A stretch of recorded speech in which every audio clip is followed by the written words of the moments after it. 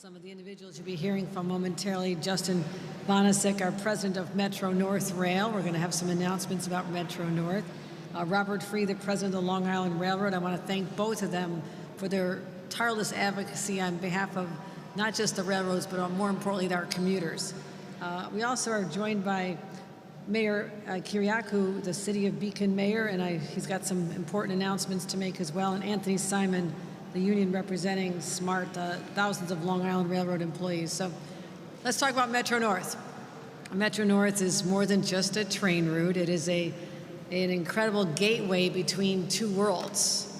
And one is between the bustling streets of this great city, but also the charming hamlets up along the beautiful Hudson River. So you can have your morning run along the Hudson Line and then also end up lunchtime walking the streets of Manhattan and back home in a place like Beacon for dinner. So that's the beauty of this connectivity, this extraordinary rail line, as well as its connectivity to other lines as well. But what I know as a New Yorker and as a mom, there's nothing more precious in our lives than time. You know, how we get time back in our lives. And in my State of the State address, I addressed specifically the people who live along these rail lines and said, I want to give you some time back in your lives, and let's be bold and ambitious about how we do that. So we secured over $26 million in our state budgets for critical rail improvements along the Hudson Line. First of all, we outfitted trains with state-of-the-art GPS and train simulation software. We also had to make significant investments in our signaling infrastructure to boost the train speeds. That was important. And adding brand new diesel-electric locomotives that are also faster and greener. And this was all supposed to happen in 2026. I said, no, it's going to happen in 2025. Well, it's 2025, and we are literally 2 weeks away from the start.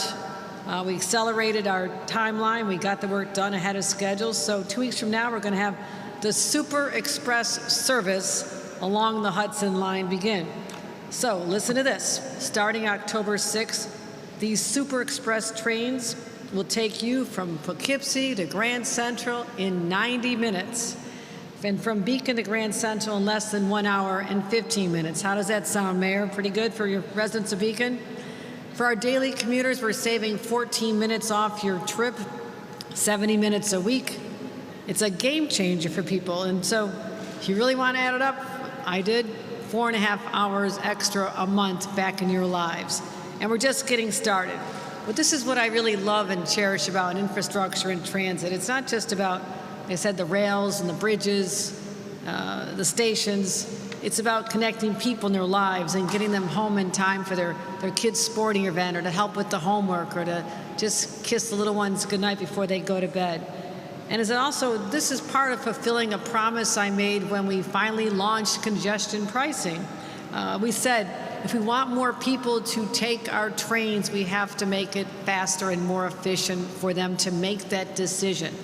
And so we want to make it easier to get into Manhattan without a car. So this is part of that. If you give them reliable alternatives, this is the idea that they will embrace. And we've seen that incredibly if you look at all the data associated with congestion pricing and how train ridership is up, traffic is down in the city. And so all the results that we had hoped for are actually happening. So people told us they'd like to take the train, but they want it faster, they want it more efficient, and we delivered on that. So these Super Express trains are the latest in a long line of mass transit wins, as you know. We figured out a path, although it seemed insurmountable about a year ago, that we could fully fund the MTA capital plan, $68.4 billion.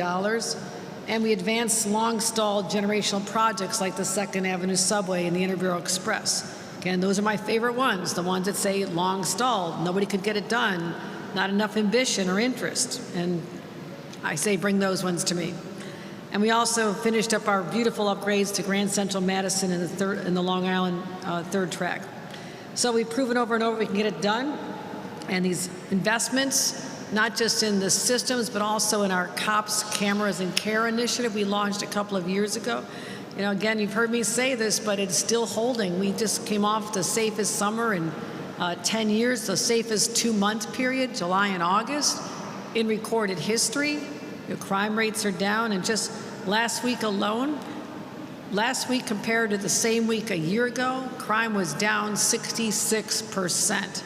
So we're making progress.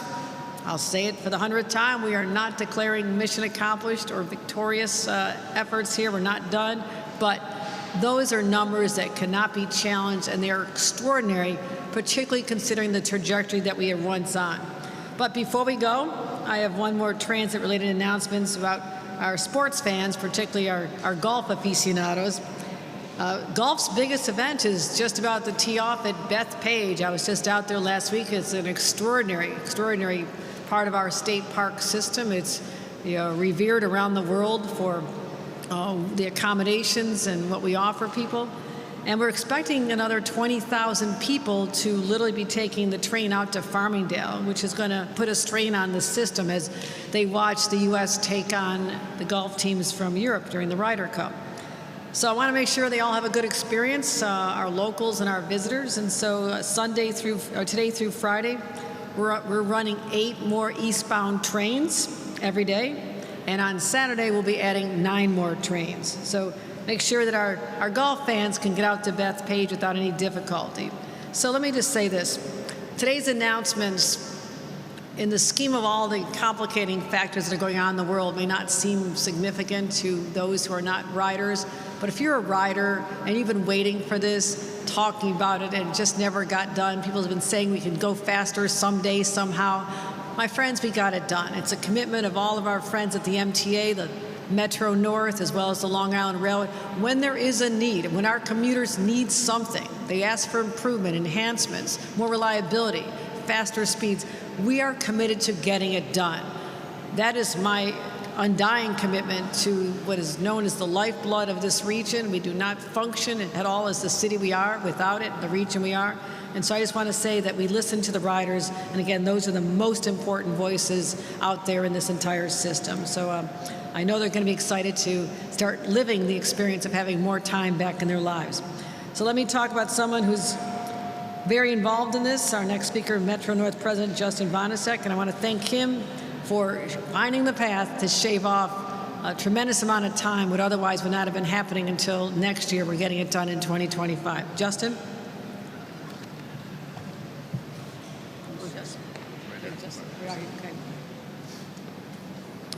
All right, thank you, Governor Hochul. Welcome to the crown jewel of the MTA, Grand Central Terminal. Today marks a special day for Metro-North. It is the first full day of revenue service for our Siemens Charger locomotives. These new locomotives will cut emissions by nearly 85% over the existing Genesis P32 locomotives. By the end of 2028, Metro-North will have 33 Charger locomotives in revenue service. And over the next 5 years, the MTA will invest $11 billion for new additional rolling stock across the MTA network. It is because of investments like these that we are consistently able to deliver on-time performance of 98% and high customer satisfaction ratings, most recently 89%. We know that running safe, frequent, and reliable service is what our customers want and keeps them coming back. But what we also know is our customers want less time on the trains. And today, we are proud to join the governor to announce that Metro-North will have improved travel times on all 6 Super Express trains from Poughkeepsie. 5 trains will make the trip under 90 minutes. That translates to real-time savings for our customers. And between Grand Central and Poughkeepsie, these are the fastest times in Metro-North history. This would not be possible without the governor's support and investment. And as a result of the hard work and dedication of the team at Metro-North, we are able to deliver these time improvements ahead of schedule and under budget. With Governor Hochul's continued support, allowing for the largest capital program in the MTA and Metro-North's history, we will be able to continue investing in the system and deliver the excellent service our customers expect and deserve. Thank you. Now I'll turn it over to Rob Free, President, Long Island Railroad. Thank you, Justin. Certainly a lot of good things happening at the MTA, and thank you, Governor, for your leadership in helping us deliver.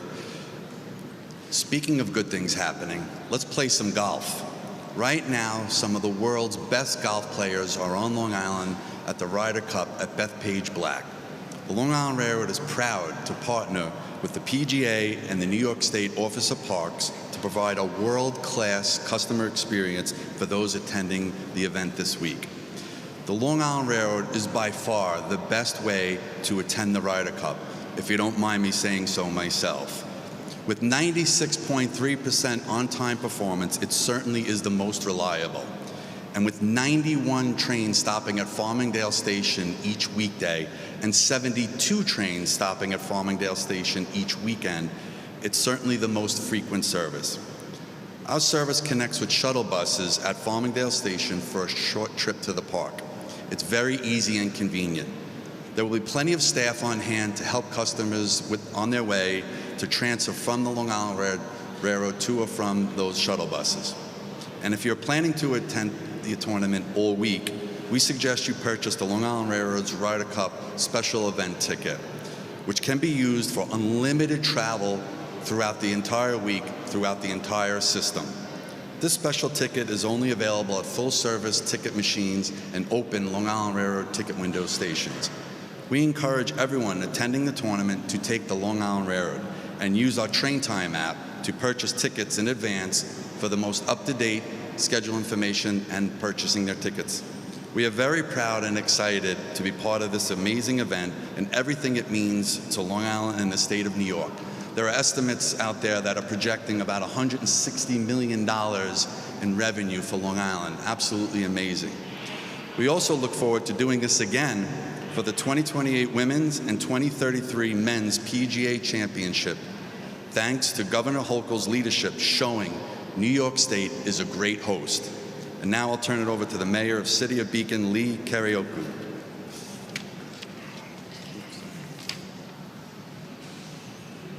Good morning. A huge thank you to Governor Hochul and the MTA for delivering on their commitment to improve our lives and our communities in the Hudson Valley with these Metro-North investments. I know firsthand, not only am I a mayor, but I was a 30-plus year commuter to New York City, right through this hall to get to my offices down on 43rd Street, and using the Super Express train that they're talking about shortening. Metro-North is the economic backbone of the Hudson Valley. It allows working families to earn a living, to raise families, and to contribute to their community. Even a few minutes makes a difference. It allows you to put your kids to bed, to take a moment to buy flowers at the store behind us for an anniversary, or to get to chair a city council meeting on time. Plus, the commitment continues.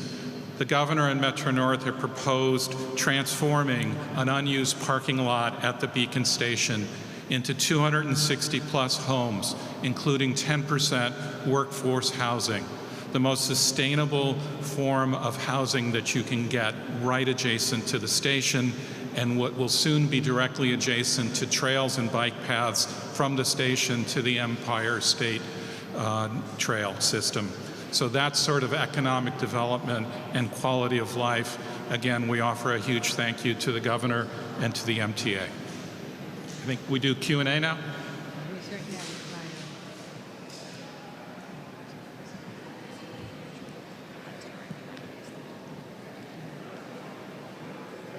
All right, we have some questions. We're going to start on topic.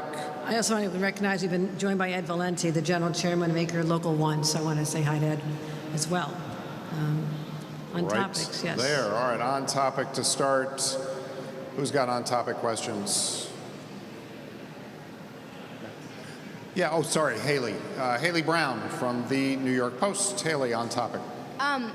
So this could be for anyone up there, but with the additional trains for Ryder Cup, can you guys guarantee there will be enough trains for Ryder Cup attendees to leave in a timely manner? Rob? Well, I think if you heard the numbers, they're quite staggering, right? There's plenty of service. There's our regular service. We added stops to peak trains that normally don't stop at Farmingdale. We added additional extra trains. And in addition to that, we have ProTech trains ready to go at a moment's notice to deliver customers out to Farmingdale. So we're confident there's plenty of service to the Ryder Cup this week. Anything else on topic? Anybody? All right, we've got probably a couple of off-topic questions, but anybody who wants to depart is welcome to do that at this time. Thank you.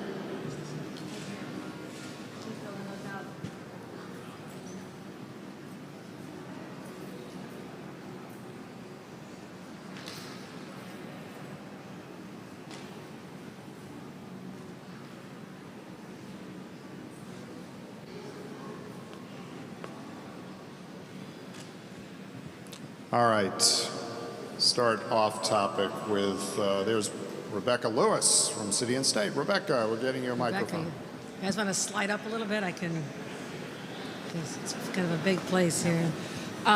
Governor, your share of the Democratic Party, Jerry Jacobs, issued a unusual non-endorsement or anti-endorsement of Zohran Mamdani shortly after you endorsed him. He said that he gave you the heads up. What are your thoughts about his breaking from you? Did you approve of this statement before he put it out? And are you considering replacing him as chair of the Democratic Party? No, I did not. No, I did not. He was working with staff on that. All right, so let's move on to Alfonso Castillo, who's right there from Newsday, made his way in on the beautiful Long Island Railroad through the beautiful Grand Central Madison concourse today. Alfonso.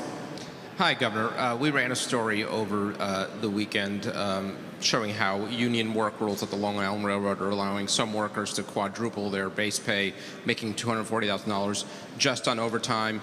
The chairman of the MTA has said these abusive work rules are a priority in these ongoing negotiations with some of the unions. Can you talk about whether they're a priority for you, and do you agree that some of these contracts need to be restructured? Yes, yes, I do. Work rules have been put in place a long time, need to be re-examined in light of these circumstances, our economic circumstances. The costs of running the system continues to grow and grow. We need to look at, in a responsible way, some of the drivers of that. And so these are the highest paid railroad workers in the nation. And again, we look at what was happening here, the threat of a strike. You know, we can focus on this behind the scenes, but I don't think this should be held over our riders' heads. And, you know, again, Donald Trump looks like he came in and saved the day, except he didn't.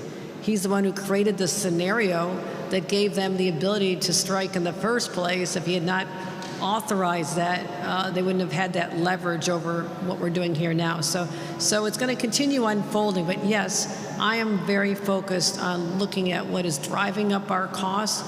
Those work rules play an important role in that. And so we're going to continue. That's going to be our focus.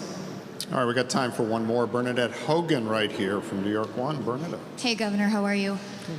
Going back to Jay Jacobs, you know, last year with the midterms, everything was all about getting moderate Democrats elected to suburban districts. And, you know, numbers for Democrats aren't good on Long Island and in the Hudson Valley. There's been calls for Jay Jacobs to resign because of his split from you. Do you agree with that? Should he resign? And also, going to Zohran Mamdani, do you think his answers on sex work have been a little bit all over the place? Do you think that it should be decriminalized or legalized? And then I have a follow-up also. We are not legalizing prostitution in the state of New York, full stop. What about decriminalization?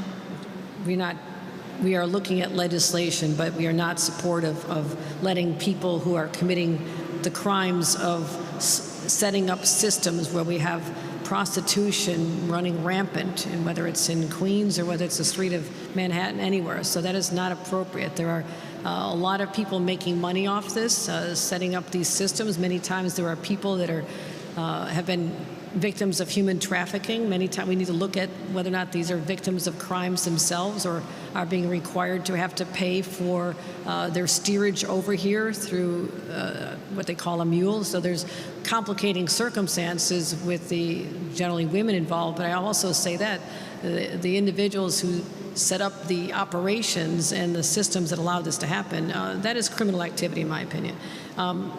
With respect to Jake Jacobs, I know this is going to come as shock to our political reporters, but I actually have a lot of other things to focus on right now governmentally.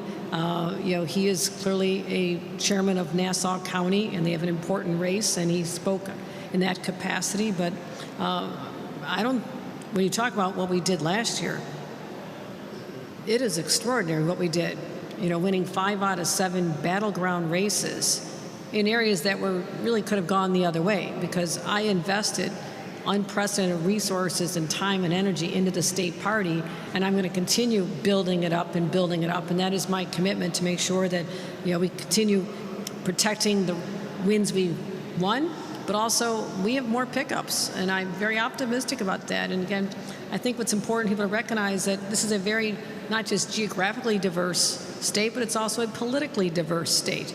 And I'm the governor of the entire state, and I understand the needs of each of the different entities that are weighing in on this. But my job is to elect Democrats, and that's exactly what we're going to keep doing. So I feel good about our record. And Governor, on the failure of the 3 Manhattan casinos, are you worried that that bodes poorly for the other proposals, the Bronx, the Queens proposals? And also, does that cut off a whole market from New Jersey? And was the way that the panel set up giving too much maybe democracy or say from the appointees? Did it set these ones up to fail? Are you worried that you won't get the money for the MTA and for everything else? No. That is not on my worry list, I assure you. There are still strong interests. There are communities who support this. And it's in our interest to have the most number of proposals come forward, because that gives us more opportunity to negotiate and to leverage that. So that's in our interest to have more proposals come forward. But certainly I've been committed to community input from the beginning. And the communities have spoken. These are their neighborhoods. It's their livelihoods, where they raise their kids, and their voices have been heard. So the process continues. This will come to an end finally after a long, long process. But we also have to look at, as we look at the next set of applicants, let's listen to the communities as well, and also the benefits that they anticipate to derive, and there's opportunities for that as well. So it's almost over, folks. This will all be resolved in the near future. Thanks, everybody. Thanks very much. Appreciate it. Haley, thanks. Thanks, Haley. Thank you. That's it.